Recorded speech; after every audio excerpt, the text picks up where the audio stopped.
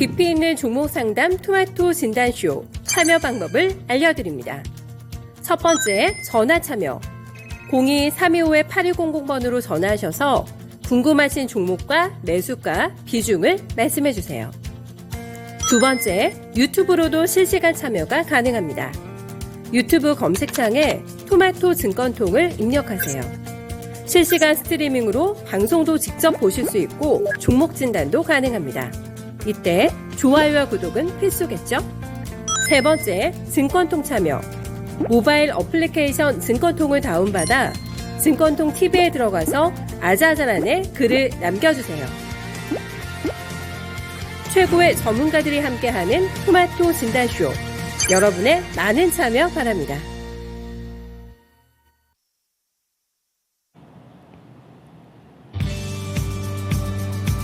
안녕하세요. 종목 진단 맛집 진단쇼의 김민아입니다. 간밤의 기록적인 폭우로 인해서 피해가 속출하고 있습니다. 우리 시청자분들은 다들 무사하시죠? 네, 이 제2 장마로 인해서 피해가 더 커질 수 있다고 하니까요. 우리 시청자분들 아무쪼록 꼭 안전 유의하시기를 바라겠습니다. 어제 간밤에 미국에서는 기대 인플레이션 수치가 둔화가 됐습니다. 그동안 급등했었던 이 식료품 가격 그리고 휘발유 가격이 진정세를 나타낼 것이라는 이 전망에 따른 결과였는데요. 이렇게 예상치는 둔화세를 나타내서 다행이기는 한데 일각에서는 내일 발표될 7월 CPI 지수가 게임 체인저가 될 수 있다고 분석하고 있습니다. 대표적으로 바클레이즈는 미국의 7월 CPI가 높게 나올 경우에는 최근에 보이던 증시 회복세가 전환될 수 있다, 뒤집어질 수 있다고 분석을 하고 있는데요. 지난주 강력한 고용보고서가 인플레 압력이 계속되고 있음을 강조했다고 해석을 하고 있고 이에 따라 연준의 금리 인상, 더 큰 금리 인상은 불가피하다고 해석을 한 겁니다. 이렇게 대응하기 어려운 시장 속에서 오늘도 두 분의 전문가님들과 함께 하겠습니다. 이재필 전문가 그리고 부자왕 전문가님입니다. 네, 이렇게 두 분의 전문가님 만나 뵙기 전에 오늘 또 이제 찾아주신 분들과 함께 인사를 해보려고 하는데요. 네, 서단계 1년차님 안녕하세요. 제일 먼저 출석을 해주셨네요. 네, 그리고 태리님 안녕하세요. 네, 오늘 제가 아빠 컨셉으로 온다고 했는데 그냥 아빠 컨셉 안 하고 나름대로 약간 병아리 같은 컨셉으로 왔거든요. 네, 어떤지 댓글에다가 댓글 좀 남겨주셨으면 좋겠고요.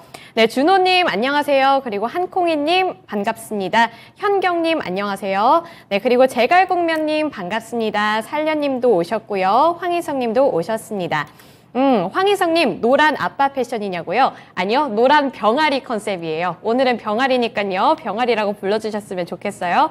네, 그러면 이제 이렇게 본격적인 진단으로 넘어가 볼 텐데요. 그 전에 우리 댓글창 활용 방법도 간략하게 알려드릴게요. 네, 고민되는 종목이 있다면 종목명과 매수 단가, 보유 비중, 고민과 함께 댓글창에 남겨주시면 되고요. 또 밑에 하단에 있는 번호로 언제든 전화 문의도 받고 있으니까요. 네, 전화벨 많이 올려주시기를 부탁드리겠습니다. 네, 그러면 첫 번째 전문가님 만나볼게요. 이재필 전문가님입니다. 안녕하세요. 네, 안녕하십니까? 네, 지금 시장에서는 미국 CPI 지수를 좀 눈여겨보고 있는 것 같고 우리 국내 증시도 약간의 눈치 보기 장세를 이어가고 있는 것 같은데요. 그중에서도 좀 주목할 만한 게 성장주들은 오히려 계속해서 좀 올라가고 있는 분위기 같아서 이게 안심을 해도 괜찮은 건지 내일 이제 CPI에 따라서 또 급락을 할 수도 있잖아요. 어떻게 대응해보는 게 좋을까요? 자, 일단 뭐 시장 이 CPI 관련되는 그런 얘기부터 간략하게 말씀드리면 지금 뭐 예상치 나오는 거는 헤드라인 CPI가 8.7% 정도, 그다음 근원 CPI가 6.1% 정도가 예상되고 있는데요. 자, 이 헤드라인 CPI는 뭐 지난달에 발표한 숫자보다 많이 내려갈 게 맞는 것 같고요. 왜냐하면 6월 달에 상품 가격들, 그러니까 뭐 에너지 가격이나 원유, 유가, 그다음에 뭐 구리, 곡물들 뭐 이런 쪽들도 전부 다 많이 내려왔기 때문에 이런 부분들은 좀 하락하지 않을까 싶은 생각이 드는데, 그 반면에 근원 CPI는 예상치가 6.1% 정도가 나오고 있는데요. 지난달에 발표했던 것보다 올라간 수치입니다. 이 얘기는 뭐 그런 것들이죠. 뭐 집 임대료 같은 것들, 자동차 가격, 의료비 뭐 이런 것들이 올라갔다라는 얘기인데, 이 연준이 가장 좀 중요하게 보는 거는 그냥 헤드라인 CPI가 아니라 근원 물가 지수를 좀, 특히 뭐 이 CPI보다도 PC를 더 통화정책에 참고를 하는데요. 자, 지금은 CPI 얘기를 하는 거니까 이 헤드라인 CPI보다 근원 CPI가 더 중요하다라는 생각입니다. 자, 그래서 이런 부분들은 이 예상치 정도대로 나온다라면 시장에 어느 정도 반영됐다라고 그렇게 보시면 될 거고요. 자, 만약에 뭐 이 부분보다 조금 높게 나왔을 때는 조금 좀 고생을 시킬 수 있는 그런 모습이다라는 생각이고요. 자, 또 성장주 관련해 갖고 좀 말씀을 해주셨는데 이 성장주라는 개념이 참 모호합니다. 어떤 사람들 가치를 중요하게 여기는 사람들 같은 경우는 성장주다라고 얘기를 하면 물론 뭐 성장 섹터에 속해 있는 그런 부분들이 돼야 되겠죠. 거기다가 플러스 알파로 그 기업의 실적들이 매년 증가하고 있는가, 매년 증가해야 그거를 성장주로 보는 사람들이 있는 반면에 그냥 뭐 어떤 제약 바이오 섹터나 예를 들면 어떤 섹터에 속해 있다라는 거, 그 이유 하나만으로 이 성장주로 분류하는 사람들도 있는 게 사실입니다. 그런데 진정한 성장주다라면 뭐 아까 처음에 말씀드렸던 그 기업의 실적들이 계속 좋아지고 있는 그런 종목이라야 진정한 성장주다라고 말씀드릴 수 있을 것 같고요. 자, 이런 부분들은 그렇게 크게 어렵게 생각할 거 없습니다. 자, 뭐 이 CPI가 어떻게 나오든 간에 단기간에 좀 조정은 나올 수도 있겠죠. 하지만 이런 종목들은 들고 갔을 경우에 조금 시간을 투자하신다라면 가장 좀 큰 수익을 주는 뭐 그런 종목들이니까 뭐 이런 CPI가 얼마에 나온다 뭐 이런 부분에 그렇게 크게 흔들릴 필요는 없다라는 생각이고요. 자, 일단 뭐 시장에 대해서 또 간략하게 조금 말씀을 드려야 될 것 같은데, 자, 지금 뭐 여기 제가 보이는 차트가 나스닥 주봉을 제가 여기 띄워 놨는데요. 자, 여기 보시게 되면 지금 현재 상태가 여기에 있죠. 자, 근데 지금 뭐 현재 좀 저항선 부분까지 올라왔다라는 생각입니다. 자, 올해 이때 2월 달에 1월 달에 급락하고 뭐 2월 3월 달 이때 바닥을 찍을 때요. 그때 기록했던 바닥이 지금 가격하고 거의 근접한 그 정도 수준입니다. 자, 그래서 그 전에도 보시게 되면 이때 2001년도 그러니까 작년 1월 달이겠네요. 이때 바닥을 한번 찍은 자리도 이 자리예요. 자, 그렇다면 이쪽 자리는 조금 저항선 역할을 할 수 있는 그런 가능성이 있다라고 보시는 게 좋을 것 같고요. 자, 그다음에 이 미국 쪽 말고 우리나라 코스피 지수도 한번 보면서 말씀을 드리겠습니다. 자, 보시면 여기서 쭉 밀린 모습이었죠. 6월 달에 급락하는 모습이 나왔습니다. 그런데 여기서 급락했다가 지금 반등 나오고 있는 거는 자연스러운 반등이다라고 봐야 되는데 이게 의미 있는 그런 상승으로 이어지려면 조금 몇 가지가 조금 부족하다라는 생각이에요. 첫 번째는 거래대금 자체가 상당히 모자랍니다. 지금 뭐 8조가 안 되는 코스피 시장 기준 8조가 좀 안 되는 그 정도 거래 대금이 나오고 있는데요. 자, 뭐 이런 상태에서 이게 과연 탄력을 받을 수 있는 그럴 만한 힘이 있겠느냐. 여기에는 조금 물음표가 찍히고요. 또 중요하게 볼 수 있는 부분들이 이 하락할 때하고 상승할 때 이 각도를 좀 봐야 되는데요. 왜냐하면 이 각도에 따라서 뭐 시장이 조금 이 추세 자체가 위쪽이냐 아래쪽이냐 이런 부분들이 결정이 될 수 있으니까요. 저 6월 달에 하락할 때 그때는 굉장히 급락을 하는 모습이었어요.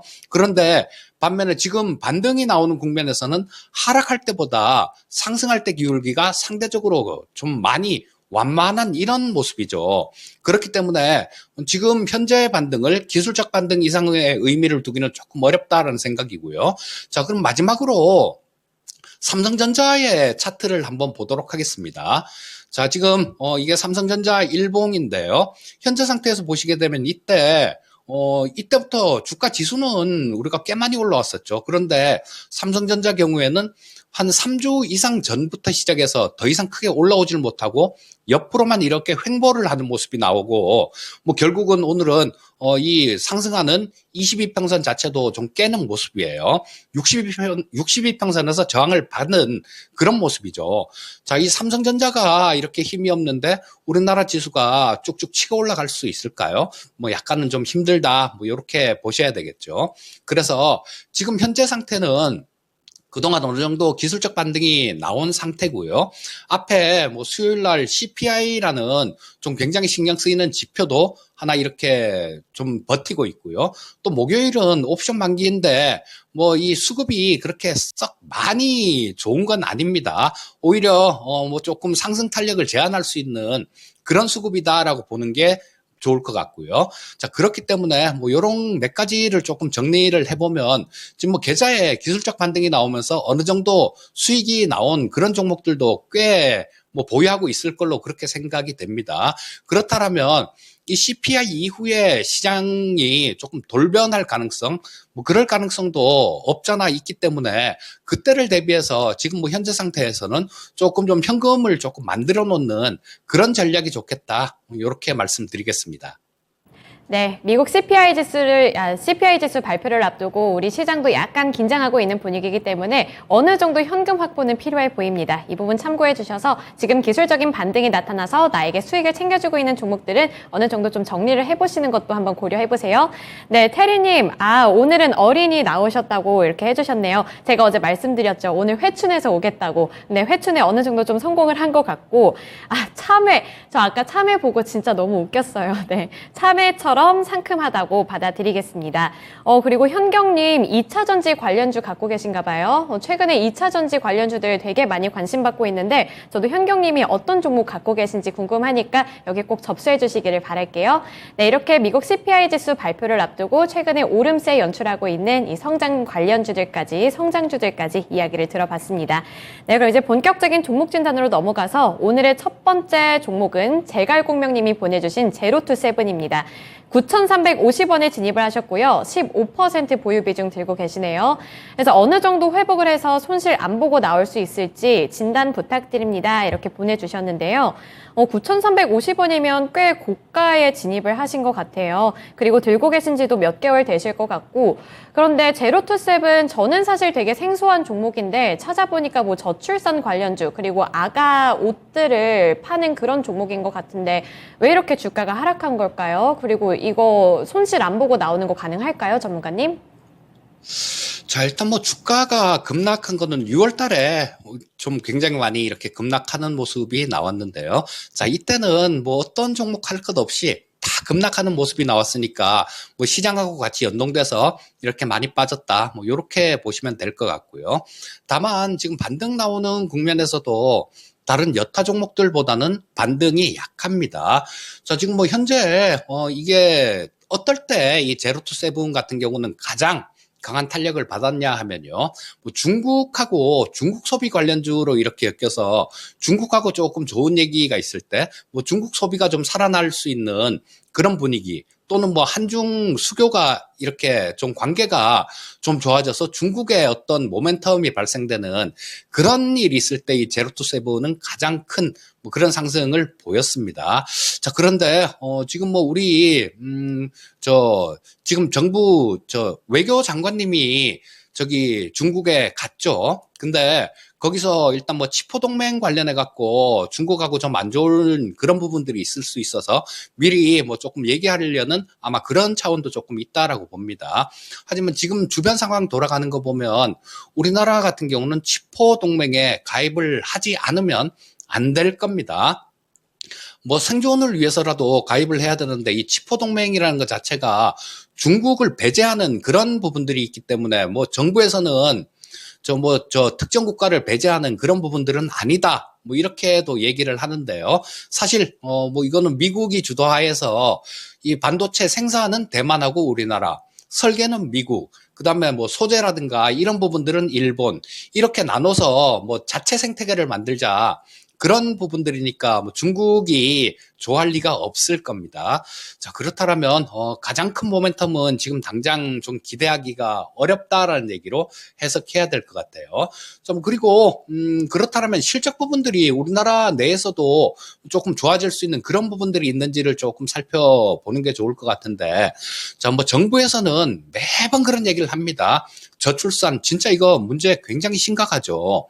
제가 태어나던 해에 태어난 신생아가 100만 명이 넘습니다. 그런데 작년에 태어난 신생아는 26만 명밖에 안 돼요. 그리고 지금 뭐 현재 군대를 가는 친구들, 뭐 한 20살, 21살 이렇게 된 친구들 같은 경우는 한 40몇만 명이 태어났어요. 갈수록 더 줄어들고 있습니다. 근데 뭐 이게 어떤 정부에서 어떤 정책을 내세운다고 해결이 거의 잘 안 되고 있어요. 자, 그렇다면 이런 제로투세븐이나 유아동 관련 주식들 이런 것들은 어떤 반짝 모멘텀이 발생이 돼야 주가가 상승할 수 있는 그런 좀 부분들이 있다라고 보시면 될 것 같고요. 또 그것도 아니다라면 시장이 다 한꺼번에 굉장히 좋아져서 이 유동성들 이런 부분들도 좀 풍부해지고 그래서 돈의 힘에 의해서 다 같이 올라가는 시장 그런 시장이 아니면 조금 어렵다라고 보셔야 될 것 같습니다. 자 그래서 일단 뭐 시가총액 같은 경우도 지금 현재 이 시가총액 기준으로 한 1,456억 정도가 되네요. 근데 뭐 실적 나오는 부분들을 살펴본다라면 실적에 비해서 주가도 그렇게 뭐 좀 싼 편은 아닙니다. 그래서 이 종목을 아마 지금까지 들고 계신 거 보면 그냥 현재 상태에서 좀 매도하고 나가긴 조금 어려우실 것 같은 생각이 들고요. 자, 지금 현재 상태에서는 그렇게 대안을 좀 제시해 드리겠습니다. 자, 계좌에 다른 종목들도 아마 보유하고 계실 거예요. 제로투세븐을 15% 보유하고 계시면 뭐 현금 좀 있다고 치더라도 대부분 다른 종목들을 보유하고 계실 텐데 이 제로투세븐 같은 경우는 다른 종목들에서 수익 난 종목들 이런 것들을 매도를 하면서 같이 좀 조금씩 정리를 하고 나오시는 게 좋을 것 같습니다. 예를 들면 내가 A란 종목에서 100만 원을 벌었으면 이 제로투세븐을 한 50만 원 정도 손실을 보는 그 정도 매도를 해서 빠져나오고 또 다른 종목을 그렇게 매매하면서 빠져나오고 그렇게 좀 하셔서 좀 정리하는 전략을 좀 말씀드리고 싶습니다. 네, 제로투세븐은 정리를 해야 될 것 같네요. 결론적으로는 정리를 꼭 하셔야 될 것 같고 일단 모멘텀 자체가 이런 정책적인 모멘텀보다는 중국과의 이런 관계에 조금 더 영향을 많이 받을 것 같아서 네, 아시다시피 중국과의 관계는 너무나도 불안정하잖아요. 어떻게 규정 지을 수도 없고 하니까 이런 부분들 잘 참고하셔서 또 최대한 손실을 줄이면서 정리를 해보시기를 바라겠습니다. 네, 이렇게 제로투세븐 관련한 이야기를 들어봤고요. 제 다음 종목은 홍미란 님이 보내주신 종목이에요. 네, 넥스턴 바이오 7,000원에 20% 보유 비중입니다. 오랜 시간 버텨왔는데 매수가까지 올 수 있을까요? 부탁드립니다. 이렇게 보내주셨는데 7,000원이면 너무너무 오래전에 정말 고가에 매수를 하셨네요. 네, 그 다음에 쭉 너무 낙폭을 깊게 키워가서 이거 진짜 고민이 많이 되실 것 같은데, 뭐 최근에야 이제 뭐 전환사채 이야기가 나타나면서 급등세 연출을 하기는 했지만, 지금 7,000원 부근까지 올라갈 수 있을지, 지금 이것도 너무 불확실한 상황 같은데, 전문가님 이거 어떻게 해야 될까요? 자, 우리 시청자님들께 조금 좀 이렇게 말씀드리고 싶은 부분들이 종목 상담을 하다 보면 이렇게 굉장히 안타까운 경우가 굉장히 많습니다. 이 종목을 좀 어떻게 전략을 말씀드리고 뭐 손절이라도 이렇게 말씀을 드리기 위해서는 아무리 많이 주가가 하락을 해도 뭐 20% 이상 이렇게 하락한 종목에 대해서는 제대로 좀 상담을 드리기가 상당히 좀 어렵습니다. 자, 우리 시청자님께서는 지금 뭐 좀 많이 올라와서 그나마 최근 들어서 좀 올라왔는데도 불구하고 지금 뭐 반토막도 더 나 있는 상태입니다. 자, 그렇다면 굉장히 답답한 뭐 그런 상태인데 이게 이 넥스턴 바이오가 지금 뭐 이름은 바이오인데요. 하는 일은 뭐 선반, CNC 선반 같은 것들, 요런 것들을 만드는 그런 기업이죠. 자, 그리고 이 최대 주주는 저 스튜디오 산타클로스인데요. 자, 요런 부분들도 한번 조금 살펴보셨으면 지금 좀 더 낫지 않았나 싶은 생각이 좀 드는데요. 자, 뭐 보시게 되면 이 주가가 많이 급락을 했는데 작년에 11월 달부터 급락을 했습니다. 우리 시청자님께서도 그때 좀 매수하신 게 아닌가 싶은 생각이 드는데요. 자, 작년에 11월 12일 날 이 스튜디오 산타크로스 최대 주주가 여기서 굉장히 많이 뭐 한 108만 주 정도를 매도를 하고 빠져나갔습니다. 자, 그런데 이거를 지금까지 뭐 그냥 이렇게 들고 되셔서 뭐 상당히 좀 안타까운 그런 마음은 듭니다. 자, 지금 현재 상태에서는 어떤 뚜렷한 모멘텀이랄까 그런 부분들도 좀 찾기가 어렵습니다. 자, 지금 뭐 현재 뭐 실적 나오는 부분들을 좀 살펴본다라면 작년에 적자 났습니다. 그리고 재작년에도 적자가 났어요. 그리고 올해 1분기도 적자입니다. 자, 이런 상태에서 뭐 주가 그나마 시가총액도 뭐 한 몇백억 요 정도밖에 안 되면 한 500억 정도 되는 종목들, 이런 것들은 좀 투기적인 그런 시세를 뿜어낼 때도 있습니다. 하지만 시가총액도 1000억이 이상 뭐 어떤 이 시가총액이 되고 있는 그런 종목이기 때문에 뭐 아주 특별한 호재가 있지 않은 한은 우리 시청자님 매수하신 가격 7,000원까지는 좀 어려울 것 같은 생각은 들고요. 자, 뭐, 거기, 일단 뭐, 이런 부분들은, 기본적인, 뭐, 그런 부분들을 좀 말씀을 드렸고, 자, 현재 상태에서 기술적인 부분들도 좀 말씀드리도록 하겠습니다. 자, 그렇다고 시청자님, 지금 현재 상태에서 추가 매수를 하시거나 적자 기업이고, 이 모멘텀 자체가 그렇게 크지 않은 기업이기 때문에 추가 매수는 더는 매수를 하시면 안 됩니다. 자, 지금 현재 상태, 뭐, 여기서 엊그저께, 그러니까 8월 2일이네요. 이때 좀 거래량이 터지면서 좀 양선을 이렇게 쭉 뽑아내는 모습이 나왔죠. 자, 여기서 이틀 뒤에 또 대량 거래가 좀 터졌습니다. 자, 기술적으로는 조금 추가 반등을 할 수 있는 그런 움직임도 기대를 해볼 수 있을 것 같습니다. 그렇기 때문에 뭐 기대할 부분들은 이 기술적인 부분들, 이 부분밖에 없는 것 같아요. 하지만 그마저도 좀 이게 강한 반등이 나온다고 하더라도 4,500원 이상을 넘기기는 좀 어려울 것 같습니다. 그래서 지금 뭐 현재 상태에서는 일단 뭐 보유하시고 뭐 다른 특별한 모멘텀이 생기는지 그런 부분들을 조금 관찰해 보시는 게 좋겠다. 이렇게 말씀드리겠습니다. 네, 넥스턴 바이오 관련해서 이렇게 진단을 해주셨는데 넥스턴 바이오 좀 어떡해요? 너무 아쉬울 것 같아요. 7,000원까지는 가기가 좀 어려울 것 같고 일단 회복할 수 있는 데까지는 꼭 회복을 해보자 이렇게 말씀을 해주셨습니다. 그리고 지금 너무 낙폭이 깊다 보니까 혹시 물타기에서 평단가 낮추면 손실 좀 줄일 수 있지 않을까? 이런 생각을 하실 수도 있을 것 같은데 네, 여기서 물타기는 또 아니라고 말씀을 해주시니까요. 이러한 부분들을 꼭 잘 참고하시기를 바랄게요. 네, 넥스턴 바이오까지 들어봤습니다. 최근에 이렇게 좀 올랐던 종목들 낙폭을 많이 키워서 뭐 요즘 증시 반등한다고는 하지만 또 안 오르는 종목이 내 포트에 있으면 진짜 답답하잖아요. 그래서 그런 종목들이 있으면 그냥 꼭꼭 참고 들고 가지 마시고 여기 와서 꼭 진단 받아보시길 바랄게요. 네, 이제 다음 종목은 전화 연결 통화해 보겠습니다. 네, 시청자님 안녕하세요. 네, 안녕하세요. 수고가 많으십니다. 네, 고맙습니다. 오늘 어떤 종목일까요? 2차 전지 중에서 일진 머티리얼즈요. 일진 머티리얼즈요? 예, 85,000원에 30%요. 85,000원에 30%. 85,000원이면 한 두 달 전 정도에 매수를 하신 걸까요? 네, 좀 그쯤 됐어요. 그러면 요즘 뭐 올라오고는 있는데 좀 하락을 많이 했었네요. 예, 근데 너무 매각설이 돈 이후 계속 이렇게 하락해서 걱정돼서 전화를 드렸거든요. 네네. 그래서 향후 전망이 궁금해서 이걸 계속 들고 가도 괜찮을지, 그리고 향후 전망이 궁금해서 전화드렸습니다. 네, 알겠습니다. 향후 전망 어떨지, 그리고 목표가 어느 정도로 잡아보는 게 좋을지 한번 여쭤볼게요. 네. 네. 전문가님 맞아요. 일진 머티리얼즈 그때 매각설 나타나고 나서 왜 잘 가던 주식이 갑자기 매각한다고 하냐. 이거 뭔가 문제 있어서 그런 거 아니냐. 막 이런 이야기 되게 많이 들려왔잖아요. 뭐 일각에서는 괜찮다. 오히려 더 좋을 수 있다. 이런 의견도 있기는 했습니다만 우리 시청자님이 말씀하신 것처럼 그 이후에 주가가 좀 급락을 했어가지고 걱정이 많이 되실 것 같은데 향후 전망이랑 대응 전략 어떻게 보시나요? 네, 이 일진 머티리얼즈가 급락한 거는 뭐 아까 좀 이렇게 하락한 부분들은 아까 말씀해 주신 대로 그 매각설 뭐 이런 부분들도 일정 부분 좀 영향을 줬겠지만 그 전에 이런 부분들을 한번 좀 보시는 게 좋을 것 같습니다. 작년에 이 2차 전지 섹터가 엄청나게 큰 굉장히 정말로 다들 엄청난 그런 상승을 보여줬었죠. 이 일진 머티리얼즈 같은 경우도 고점 기준으로 보면 14만 8천 원 정도까지 갔었습니다.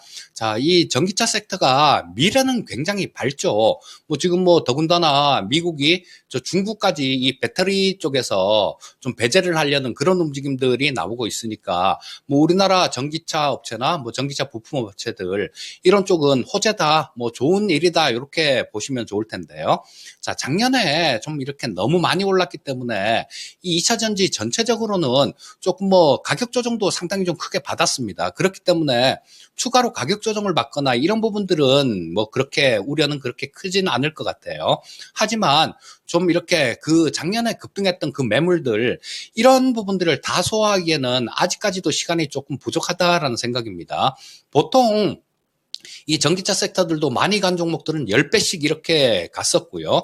일진 머티리얼즈 같은 경우도 재작년 한 10월 달 정도에 4만 원 정도였으니까 한 4배 정도가 그때부터 올라왔다라는 얘기죠. 그래서 이런 매물들을 소화하기에는 아직까지는 시간이 좀 부족한 그런 상황이고요.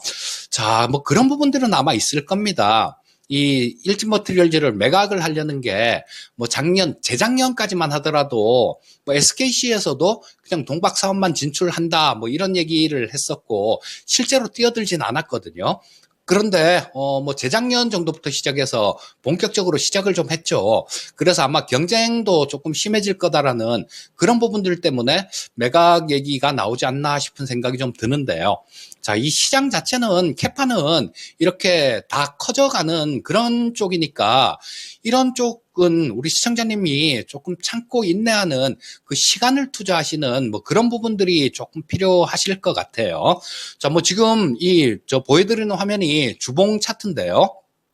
보시면 뭐 지금 현재 주가가 위치하고 있는 수준이 이쪽이죠. 자, 여기서 보시게 되면 여기고, 자, 여기서 한참 이렇게 횡보했던 그런 자리가 나옵니다. 자, 요런 자리는 통상 뭐 지지선 역할을 하는 경우가 굉장히 많아요. 그래서 이번에도 조금 지지선 역할을 하고 있는 그런 모습인데요. 자, 그렇기 때문에 또 뭐 미국 관련해 갖고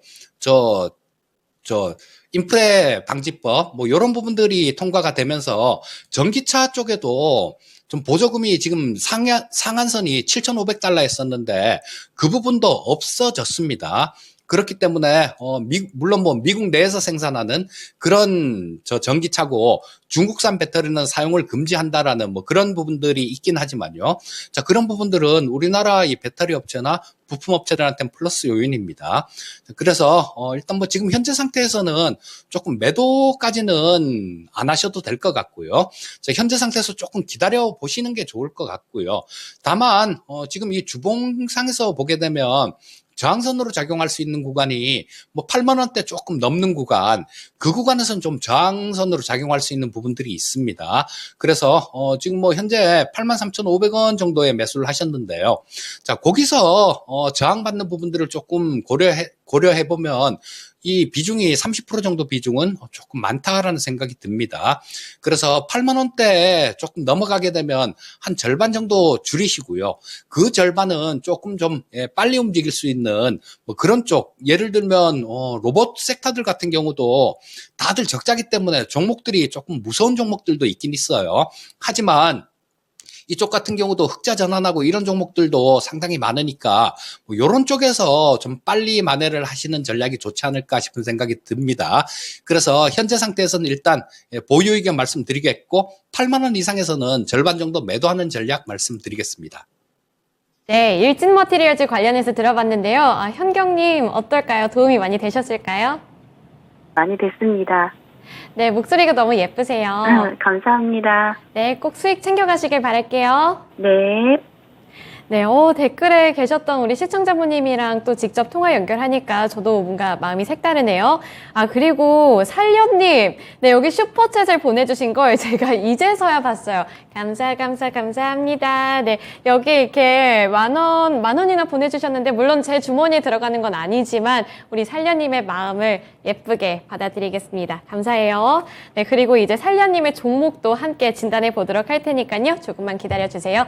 그리고 오늘 이제 전문가님과 대화는 여기까지 해보겠습니다. 네, 전문가님 오늘 진단 고맙습니다. 예, 감사합니다. 네, 이렇게 이재필 전문가님과 함께 진단을 해봤습니다. 오늘 또 다양한 종목 많이 나왔고, 사실 오늘은 또 자그마한 종목들이 많이 나와서 또 자그마한 종목들 단타성으로 진입하신 분들도 많잖아요. 네, 거기서 급락을 해서 또 나의 고민을 더 키워버린 그런 종목들도 많이 나타난 것 같아서 이런 종목들을 진단해 드릴 수 있어서 너무 좋습니다. 그래서 어떤 종목이든 제가 예전에도 말씀드리긴 했지만 동전주도 괜찮으니까요. 어떤 종목이든 고민되는 종목 있으면 진단쇼로 들고 와주시길 바랄게요. 네, 그러면 이제 두 번째 전문가님 만나보겠습니다. 부자왕 전문가님입니다. 안녕하세요. 네, 부자왕 전문가님은 조금만 더 있다가 만나보도록 하겠고요. 저의 이 리액션 괜찮았나요? 가끔 가다가 이렇게 좀 리액션을 잘 해드려야겠네요. 네, 오늘은 특별히 제가 노란색 삐약이 컨셉으로 왔으니까 조금 더 귀여운 반응을 해드릴 수 있도록 노력을 해보겠습니다. 어제 엄마 컨셉에 이렇게 했으면은 제가 생각해도 좀 아닌 것 같아요. 네, 그래서 이렇게 좀 귀여운 옷을 입고 왔을 때만 제가 시청자님들께 이렇게 다가갈 테니까요. 끝까지 함께 해주셨으면 좋겠네요.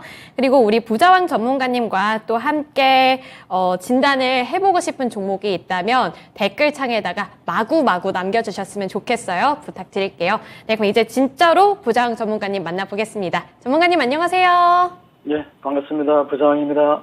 네, 오늘 첫 번째 종목 진단은 살려님이 보내주신 종목이고 원준이에요. 원준 34,500원에 진입을 하셨고 5% 보유 비중 들고 계십니다. 살려님은 45,000원 이상까지 보고 있다고 하시고요. 미국의 국내 생산 전기차 관련 지원에 힘을 입어서 길게도 보고 그냥 스윙도 본다고 하시네요. 그래서 이 원준, 이 전기차 관련 이야기를 해주시니까 사실 뭐 최근에 이제, 지원을 해준다. 이런 이야기 때문에 상승세를 나타내고 있는데 원준 어떻게 보시나요? 네. 자, 원준이라는 종목을 신청하셨는데, 네, 원준은 아시겠지만은, 포스코 케미칼의 13조 양극재 공급 계약 소식도 있고요.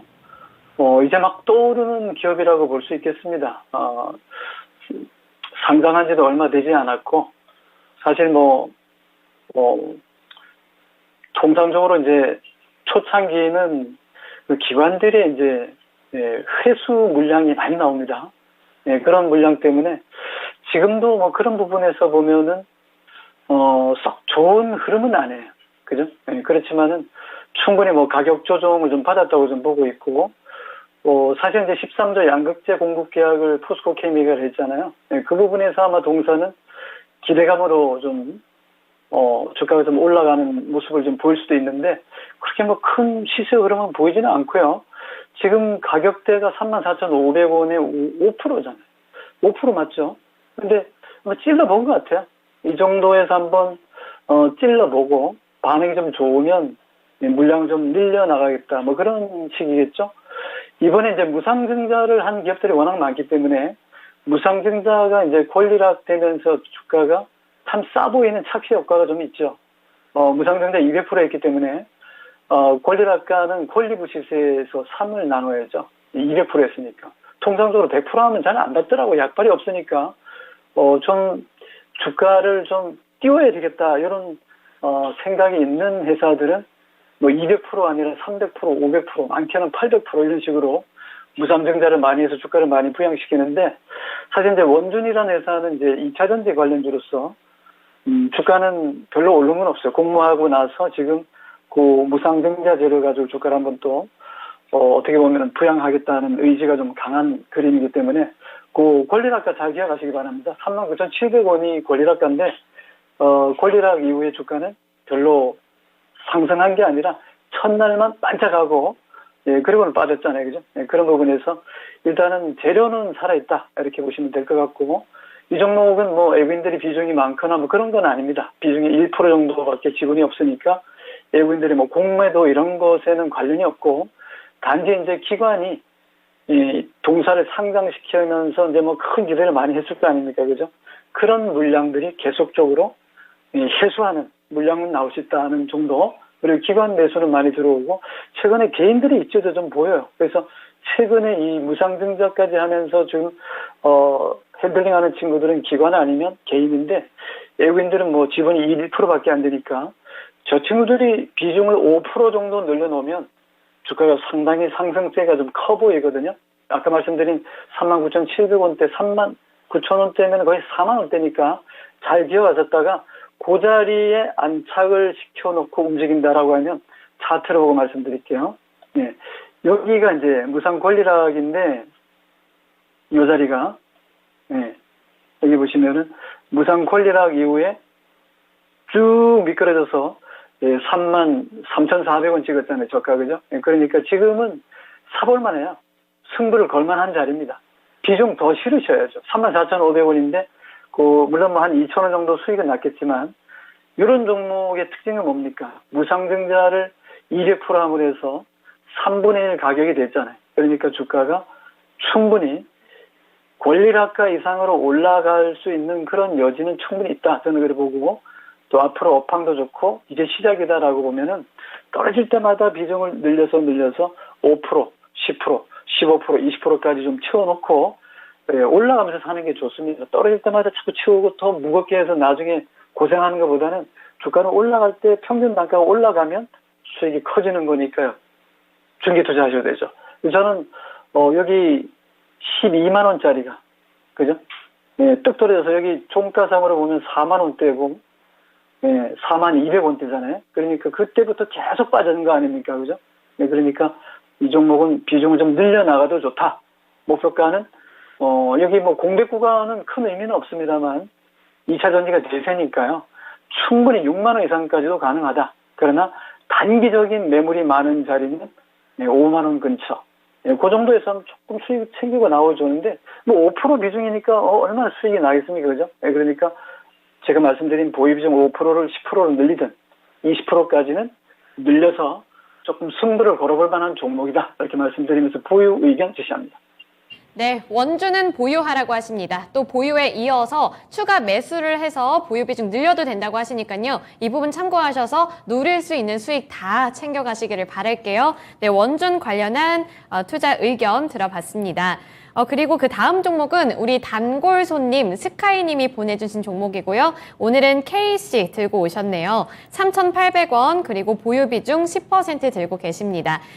이 KC 같은 경우에도 사실 모멘텀이 많거든요. 또 괜찮은 모멘텀들인 것 같은데 뭐 현대차 쪽에도 이 수급을 준다 이렇게 말을 하고 있고 테슬라 쪽에도 공급을 하고 있다 이런 게 사실은 되게 큰 이슈 같은데 그거에 비해서 주가는 다른 종목에 비해서 좀 지지부진하게 흘러가는 것 같아서 왜 이럴까 고민이 되실 것 같아요. 그래서 전문가님 이 KC 같은 경우 괜찮은 종목인 것 같은데 어떻게 대응해 보는 게 좋을까요? 그리고 추가로 오늘 추가 매수해도 될지 이 부분도 짚어주세요. KC 3,800원의 비중이 10%라고 그랬죠.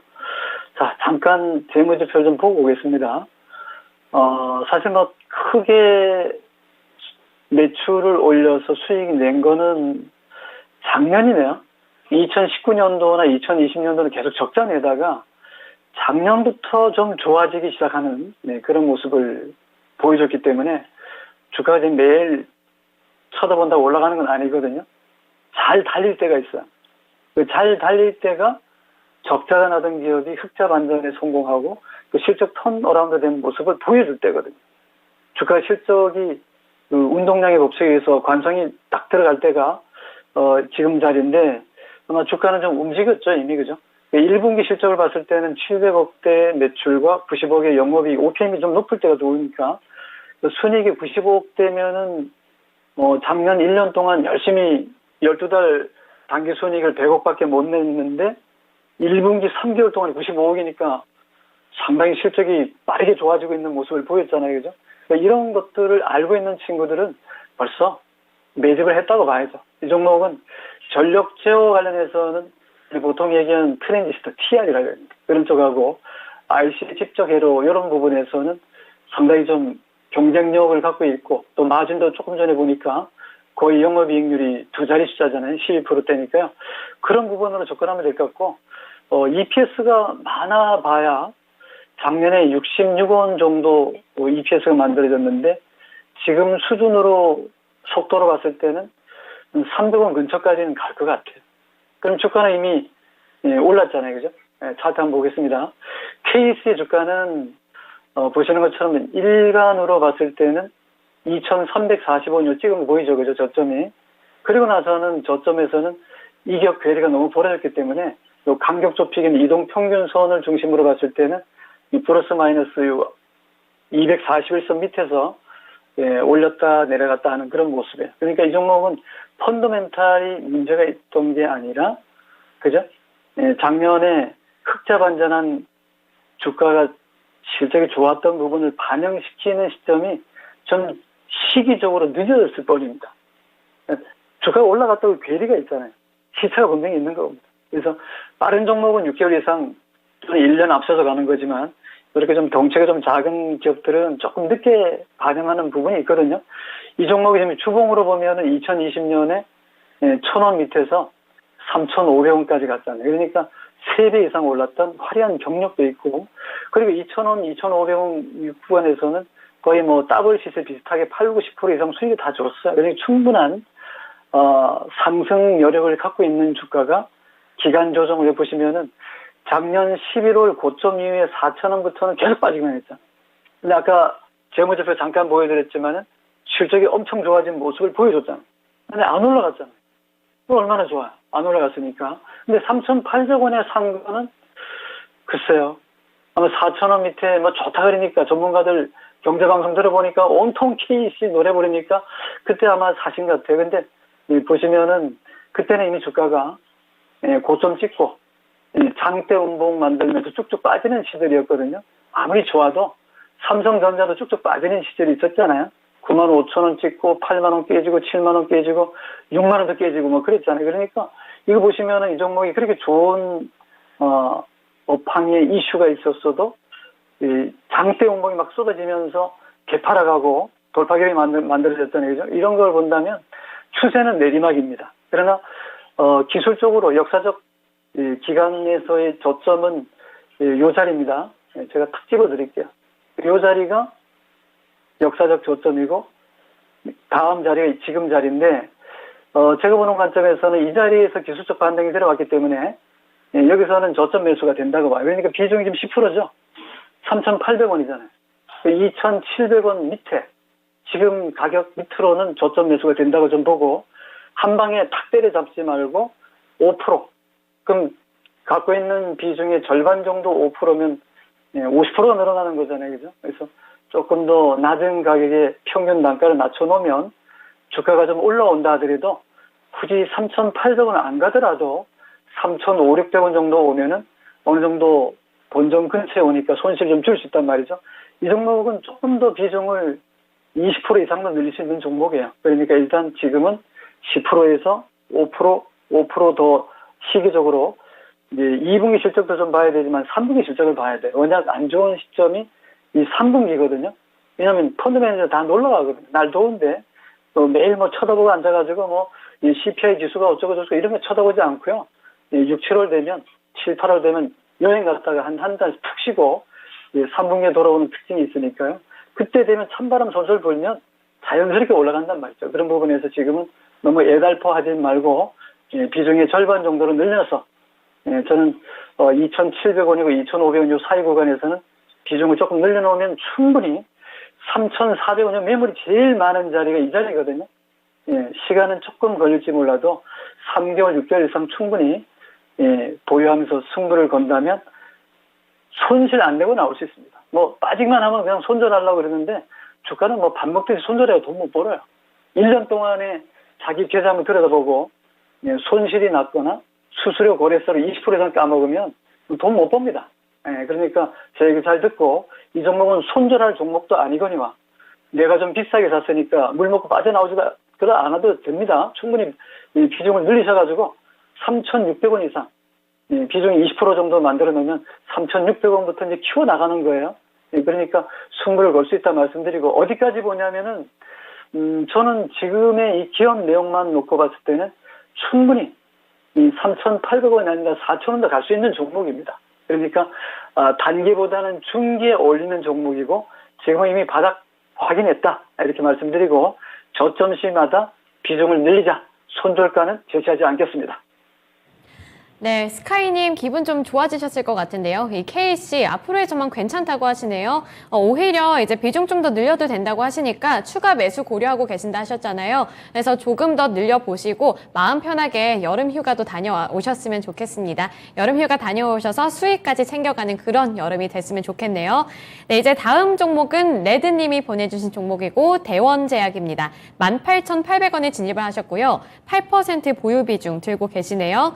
네, 18,800원이면 약간 고점에서 이제 매수를 하셨네요. 한 달 전쯤에 매수를 하셨으면 딱 좋았을 텐데 이 대원제약 같은 경우에는 그래도 뭐 캐시카우로 뭐 콜대원 이런 것도 있고 최근에 코로나 모멘텀으로 같이 상승했던 종목인 것 같은데 오늘 갑자기 급락해서 놀라신 것 같거든요. 전문가님, 이 대원제약 어떻게 보시나요? 자, 주가가 뭐 갑자기 빠질 수도 있고 올라갈 수도 있고 또 좋은 호재 나오면 생각지도 않고 크게 또 움직일 수 있는 그런 종목이긴 하죠. 자, 대원작은 전문의약품 위주예요. 그런 부분에서는 뭐 순환기, 특히 이제 호흡기 쪽으로 보시면 코로나에도 연관성이 좀 있고 항생제, 특히 이제 마약성 진통제 이런 부분에서는 진입 장벽을 갖고 있거든요. 그런 부분에서 마진도 크고 아까 우리 앵커님 얘기한 것처럼 코로나 관련해서 동사는 아무래도 콜대원이 많이 팔리긴 하더라고요. 제가 한번 약국에 물어봤는데 요즘 들어서는 뭐 그거보다는 다른 것도 좀 많이 파는데 아마 많이 상비약으로 사놓으신가 봅니다. 매출은 많이 늘어났어요.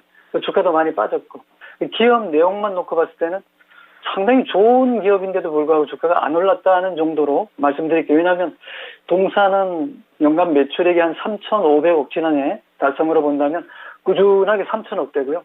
1분기의 실적을 봤을 때는 매출액이 1,100억이에요. 그러니까 뭐 코로나든 아니면 우크라이나 러시아 전쟁 기간이든 물가가 많이 오르고 원자료가 많이 올랐는데도 불구하고 실적만 놓고 봤을 때는 전혀 뭐 영향이 없습니다. 영업이 1분기에 139억. 10%는 넘죠. 일단은 매출액 대비해서 영업이익이 이익률이 10% 넘어간다는 거 말씀드리고 당기순이익이 작년 12달 동안에 66억이거든요. 법인세 다 재비용 다 제하고 66억이니까 EPS가 3년 동안 봤을 때 쪼그라들었는데 그년 1분기 실적으로 봤을 때는 영업이익 당기순이 확 늘어났거든요. 1분기에만 139억이니까요. 영업이익 그다음에 당기순이익은 누수가 별로 없네요. 그러니까 작년에 66억의 당기순이익을 금년 이런 정도라면 한 3배 이상 늘어날 것 같아요. EPS 증가율이 상당히 빠릅니다. 적어도 이 종목은 프리미엄을 줄 만한 종목인데 주가 안 올랐다 이렇게 말씀드리고 월봉으로 보니까 아주 매력 있는 구간이에요. 저점에서 기간 조정을 잘 받았단 말이죠. 주식이 실적 펀더멘탈로 가는 게 아니고요. 돈의 힘으로 가는 거잖아요.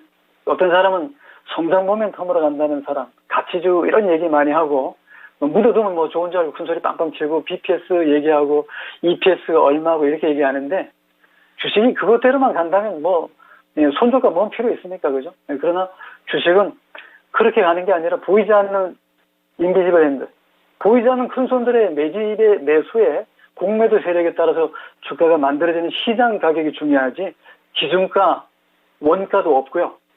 정가도 없습니다. 적정가가 어디 있습니까? 보는 사람마다 제 눈의 안경입니다. 어떤 거는 100배, 200배 퍼가 나오는 게 있고 어떤 건 3배, 5배도 안 나오는 자리가 많거든요. 그러니까 이 종목은 통상적으로 이제 코로나 관련주로서는 안정적인 수익에 마진이 되고 있고 작년보다 실적이 좋은 걸 봤기 때문에 올라갈 만한 충분한 근거는 있는데 주가가 못 갔단 말이죠. 그러니까 이 종목은 사볼 만한 종목이에요. 그런데 비중이 8%잖아요. 요건 다 아까 처음에 원준에 근접한 매매 스타일이네요. 그러니까 많이 찔러보는 게 아니라 겁이 나니까 한번 좀 찔러보고 좀 괜찮으면 저는 스타일이 좀 틀려요. 저는 한번 좋은 종목이 나오면 팍 찔러서 10%, 20%, 30%팍 찔러서 승부를 거는 집중 투자 방식인데 뭐 전문가마다 성향이 다 틀리니까요. 저는 종목 보면 알잖아요. 이토마토 방송 추천한 종목 잠깐 소개한다면 뭐 바이오 플러스, 뭐 위메이드 맥스, TCC 스틸, 위메이드 맥스 같은 종목, 위메이드 같은 종목은 사실 위메이드는 작년에 많이 올랐어요. 금년은 뭐 별로 오른 게 없고 지금은 메타버스나 NFT라든가 이런 거보다는 또 새로운 게 또 올라간단 말이죠. T2E도 있고 뭐 M2E도 많더라고요. 제가 보니까. 그래서 뭐 움직이면서 돈 버는 것도 있고 잘 아시겠지만은 뭐 코인도 하고 그랬잖아요. 예, 그래서 그런 무슨 트리거가 될 만한 이슈를 잔뜩 내놓는 기업이 있는 것 같고, 또 어떤 종목은 뭐 회사 기업 내용이 좋은데도 불구하고 전혀 내용도 없고 주가 관리 안 하는 회사도 있습니다. 돈도 많이 벌면서 배당도 안 주는 회사도 있고. 근데 이 회사는 잠깐 봤을 때는 배당은 별로 많이 안 줘요. 좀 짠돌이거든요. 재무 구조는 좋아요. 부채비율 100% 미만이 2000% 넘는 유볼로 본다면 참 좋아요. 주가도 좋아지는데 안 올라갔어요. 매력 있습니다. 이 종목 비중을 조금 더 실으세요. 8%가 뭡니까? 조금 더 실어서 10%에서 15%까지 20%까지 늘릴 수 있는 종목이라 말씀드리고, 떨어질 때도 비중을 채워 넣어도 좋고 올라가면서도 채워도 좋은데 뭐 굳이 뭐 올라가는 거 쫓아갈 필요 없잖아요. 그죠? 싸게만 사시면 될 것 같고요. 그래서 이 종목은 눌림목, 이게 눌림목이죠. 그렇지 않겠습니까? 여기 바닥에서 14,400원에서 한번 눌렀다가 16,000원 밑에서 한번 기다리면서 매집 순간을 또 수익을 키워줄 수 있는 자리를 줬고 19,000원 눌러놨는데 18,300원이니까요. 18,300원 밑으로 떨어지면 조금 더 비중을 실어서 15%, 20%까지 채워넣어 좋고, 목표가는 2만 원 이상, 단기적으로는 2만 원 이상이고, 중기적으로 보면은 2만 원이 넘어가면 가장 매물이 많은 자리이기도 하고, 이 자리가 지지대로 바꿀 수도 있거든요.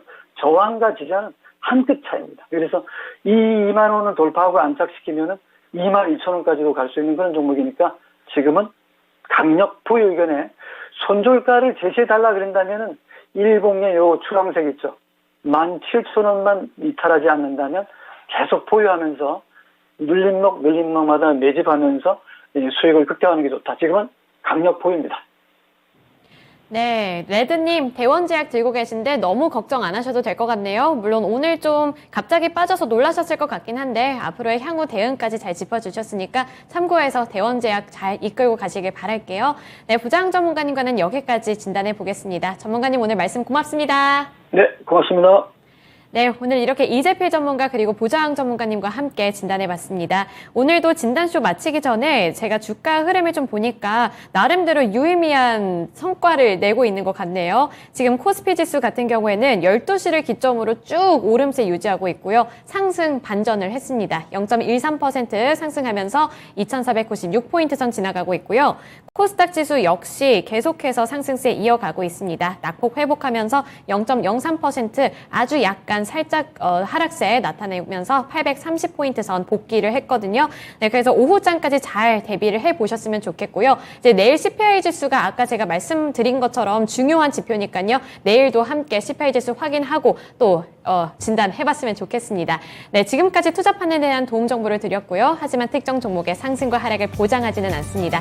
오늘도 시청해주셔서 고맙습니다. 내일 또 만나요.